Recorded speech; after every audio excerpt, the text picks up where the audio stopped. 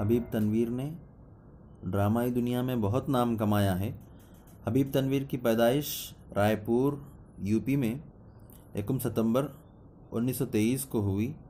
حبیب تنویر کو اپنے ڈراموں کی وجہ سے پدم بھوشن ایوارڈ سے نوازا گیا، اور حبیب تنویر کا انتقال 8 جون 2009 کو بھوپال میں تقریباً 86 سال کی عمر میں ہوا۔ حبیب تنویر اپنا ڈرامہ آگرہ بازار سے بہت مشہور ہوئے۔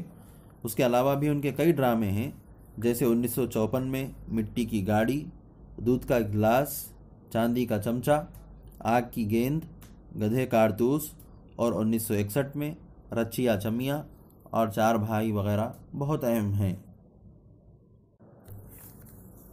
آگرہ بازار اردو ادب کا ایک بہترین ڈرامہ ہے جو حبیب تنویر کے قلم کی دین ہے۔ یہ ڈرامہ سب سے پہلے انجمن ترقی پسند مصنفین جامعہ ملیہ کی طرف سے 14 مارچ 1956 کو یوم نظیر کے سلسلے میں جامعہ ملیہ کے کھلے اسٹیج پر کھیلا گیا۔ اس ڈرامے میں حبیب تنویر نے آگرہ بازار کے مختلف ویوپاریوں کے ذریعے اس وقت کے ملک کے حالات کی تصویر کشی کی ہے، اور یہ بھی بتانے کی کوشش کی ہے کہ ہندوستان میں بازاروں کی کیا رونق ہوتی ہے، کیا چہل پہل ہوتی ہے، اور اس میں کس کس قسم کے کاروبار ہوا کرتے ہیں۔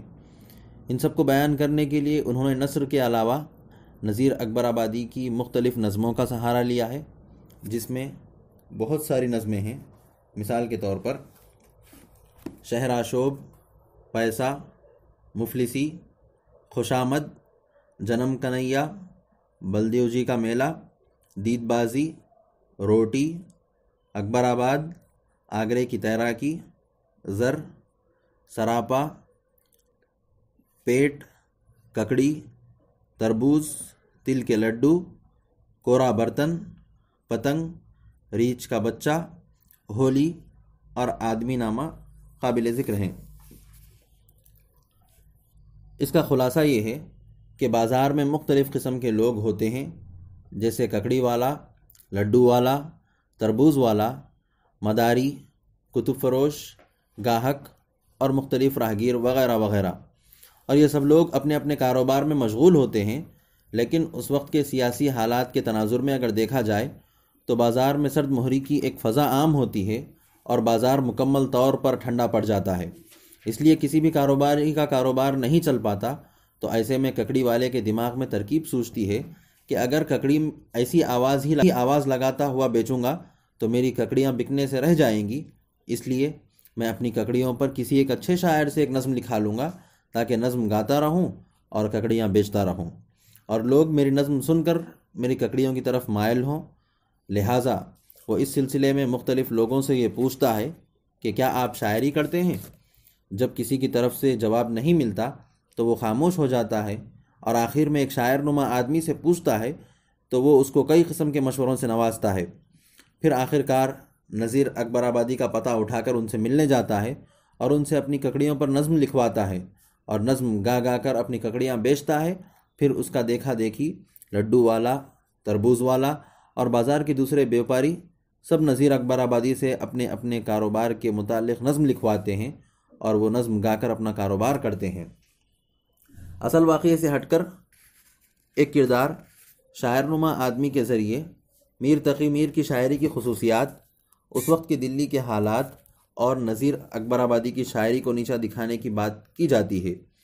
کتب فروش کی زبانی یہ بات بھی کہی جاتی ہے کہ نذیر کی شاعری اس قابل نہیں کہ اس کو طبقہ اشرافیہ شرف قبولیت بخشے، اور یہ بات حقیقت بھی ہے کہ نذیر اکبر آبادی کی شاعری کو ان کی زندگی میں وہ مقام اور وہ اہمیت حاصل نہ ہوئی جس کی وہ مستحق تھی، اور ایسی بات بھی نہیں کہ نذیر اکبر آبادی عربی، اردو اور فارسی نہیں جانتے تھے، اور یہ بات بھی غلط ہے کہ ان کو کسی دربار سے مدعو نہیں کیا گیا تھا۔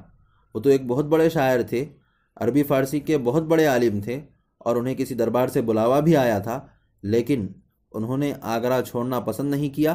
اور نذیر اکبر آبادی وہ واحد شاعر ہیں جنہوں نے اپنی شاعری میں متروک الفاظ کا کثرت سے استعمال کیا، جن کو ہم آج بھی اپنی علاقائی بولیوں میں استعمال کرتے ہیں، اور نذیر اکبر آبادی کو آج اردو ادب میں عوامی شاعر کے نام سے جانا جاتا ہے۔ جہاں تک اجزائے ترکیبی کی بات کی جائے تو حبیب تنویر نے اپنے اس ڈرامے کے پلاٹ کے بارے میں کہا، پلاٹ کے اعتبار سے ڈرامہ افسانوی حیثیت رکھتا ہے، کہانی من گھڑت ہے اور بہت چھوٹی اور سیدھی سادی۔ میں نے زور اس بات پر دیا ہے کہ کھیل کو اس روپ میں پیش کروں کہ جو بنیادی بات نذیر کے بارے میں کہنا چاہتا ہوں وہ ٹھیک ٹھیک اور دلچسپی کے ساتھ کہہ پاؤں۔ کردار کے لحاظ سے دیکھا جائے تو عنوان کی مناسبت سے جن کرداروں کا انتخاب کیا گیا وہ بالکل موزوں اور مناسب نظر آتے ہیں۔ حبیب تنویر نے ہر کردار سے اس کی زبان کہلوائی ہے اور کرداروں کی زبانی ہی انہوں نے اس ڈرامے کو اونچے معیار پر پہنچایا۔ اس میں کل 26 کردار ہیں اور ہر ایک کی اہمیت اپنی جگہ مسلم ہے۔ مکالمہ: ڈرامہ نگار نے ہر کردار کو اس کی گفتگو کی مدد سے ابھارا ہے۔ ہر دو انسان میں جو فرق ہوتا ہے وہی ان کے مکالموں میں بھی نظر آتا ہے۔ ڈرامہ آگرہ بازار کے مکالموں پر غور کرنے سے اس کا بھی انکشاف ہوتا ہے کہ نذیر کی نظموں کی ڈرامہ نگاری حبیب تنویر کے مکالموں میں صاف دکھائی دیتی ہے۔ بازار کے لوگوں کے اکثر مکالمے پر نذیر کے اشعار کی جھلک نظر آتی ہے۔ ان مکالموں کی وجہ سے نذیر کا کردار ڈرامہ میں نہ ہوتے ہوئے بھی ہر جگہ اور ہر وقت وہ ڈرامے کا حصہ محسوس ہوتے ہیں۔ اس کے علاوہ اور اجزائے ترکیبی کے اعتبار سے بھی ڈرامہ اپنے فن کی بلندی کو پہنچا ہوا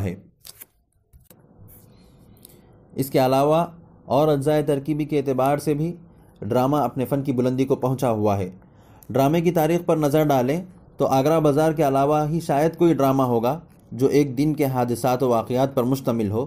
ڈرامہ آگرہ بازار صبح کے وقت شروع ہوتا ہے اور شام ہوتے ہوتے اپنے اختتام کو پہنچ جاتا ہے، لیکن اس ایک دن میں 18ویں صدی اور 19ویں صدی کی خوبیوں اور خامیوں کو پیش کر دیا گیا ہے۔ اس طرح ڈرامہ آگرہ بازار نہ صرف اردو ڈرامہ اور تھیٹر کا ایک سنگ میل ہے بلکہ ہندوستانی تھیٹر کا وہ باب ہے جس کے ذکر کے بغیر ڈرامے کی تاریخ پر گفتگو ہی نہیں کی جا سکتی۔